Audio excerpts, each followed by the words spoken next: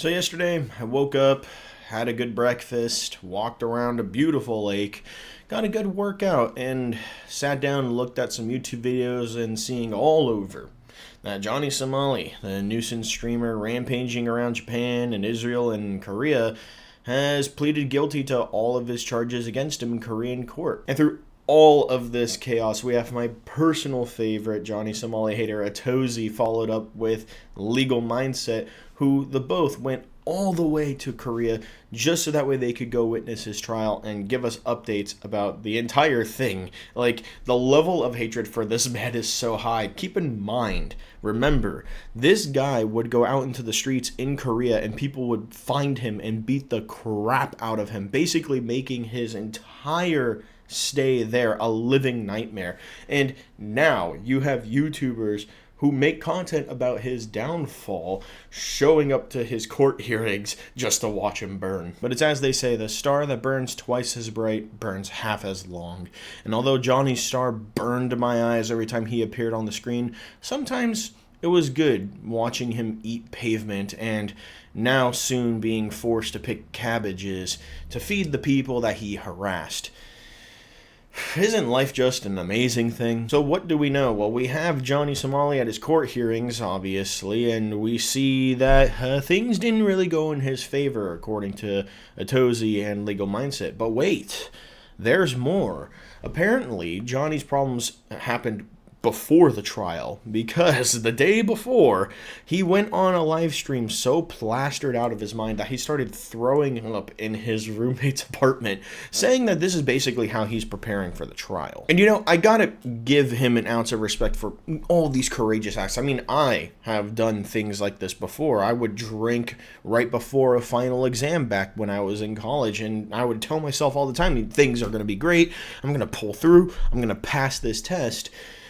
However, the difference between someone like myself and someone like Johnny is that I actually have a functioning prefrontal cortex going on up here, whereas what's inside Johnny's skull is more equivalent to like the Sahara, just a vast empty space devoid of life.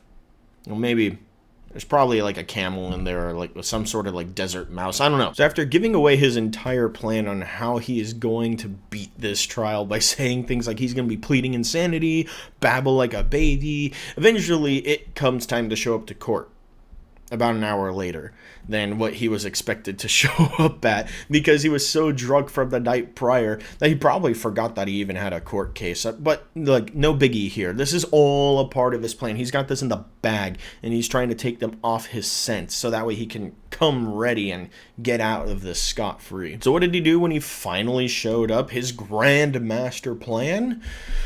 He dressed in an oversized suit. Okay, probably because he didn't have a suit to wear. Maybe, I don't know. Don't judge him here. He's wearing a hat, particular style and all that stuff, and he's got a big oversized water bottle with it, probably because he was so drunk from the night before he needed help sobering up. So excellent start. Clearly nothing wrong here except for the fact that almost everything that he did is not permissible in court, minus the oversized suit. That's probably just tacky, right? Okay, it's a bit rough, but remember, this is all a part of his master plan. He's trying to get out of this, okay? This is all just a red herring, because now we finally got all that filler out of the way so we can get to the meat, the trial itself.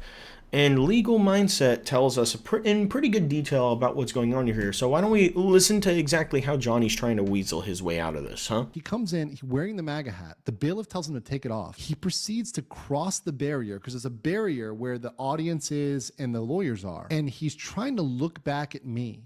And he puts back the hat back on. And I swear to God, the bailiff almost took it off his head, almost slapped it off his head. He then proceeded, in the midst of this, to try to sit where the interpreter sits. And they kept explaining to him, no, you need to sit over there. He also kept fumbling with this water bottle, and they're like, don't do that. And his hands were in his pockets, which in Korea is super rude. So he kept his hands in his pockets while he was speaking. And one little surprise of the proceedings, which I didn't mention, I wanted to get a laugh. I didn't mention this. At one point during the trial, they ask you your address in Korean, and Johnny didn't know it. He's like, oh, I live in Songpa, you know, in this area. I don't know where it is because I don't know, you know, I don't know. And then they ask him, well, do you know the apartment number? And he goes, I don't know Korean. And this is great. This is great. So he says, do you know the apartment number? And Johnny says, I don't know it in Korean. You know what the judge says? Say it in English.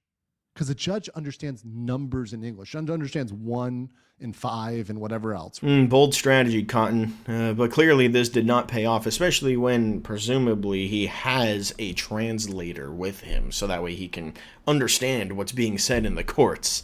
But what else did he have up his sleeve? Okay, Ramsey came in the door, and the first thing he does so he doesn't see me right away, because I'm in the back corner, and I wasn't facing him, I was facing forward. And so Hank, you know, walks in behind Johnny, and I think he's used to that. He's looking at the other people, they're all looking around, and Hank is himself. But Ramsey looks at me and he does this face. He looks directly at me and does that. And he really thinks he's getting off that day. I think he really thinks he's getting off that day. Oh, that's because he is Mr. Legal Mindset, sir. And you see, you don't understand. Johnny thinks he's 5 steps ahead of all of you guys. The reason why he has his hands in his pockets is because he has a teleport scroll to Lumbridge Castle, and he's just itching to use it. But, like the great tactician Sun Tzu once said, even an idiot knows when to pull out. I think. He starts thinking he's going to walk out of here. And as soon as the judge starts asking him questions, he realizes, oh, fuck, this is real. And he goes 100% shock Pikachu face. It was night and day. You could see he was laughing, thinking he was going to get out of things. Shock Pikachu face.